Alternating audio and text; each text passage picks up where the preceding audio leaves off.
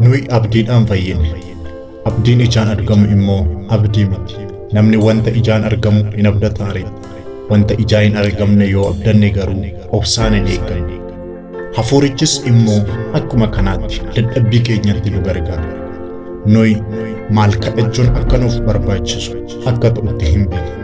Hafuurichi garuu aaduu isaatiin karaa namni dubbiidhaan mul'isuu hin dandeenyeen nuuf hin kadhata. Hafuurichi akka jaalala Waaqayyootti warra isaaf qulqullaa'aniif hin kadhata. Waaqayyo inni garaa namaaf qulqulchu immoo yaada hafuurichaa hin beeka. Waaqayyo warra isa jaallatan hundumaa gargaaree gara gaariitti isaan hin geessa. Isaanoo warra akka akeeka isaatiitti waamamanidha. Warra duraan dursee beekumsa isaatiin fo'ate fakkaattii ilma isaa isa obboloota baay'eedhaaf hangafa ta'uuf jiru akka ta'aniidhaaf yaadaan isaan qaba. Warra yaadaan isaan qabe waameedha. Warra waame immoo qajeelota isaan godhe. Warra qajeelota godhe immoo ulfinaan isaan godheera. Ergaan Phaawulos gara Roomaatti erge boqonnaa 8 lakkoofsa 24 hanga 30.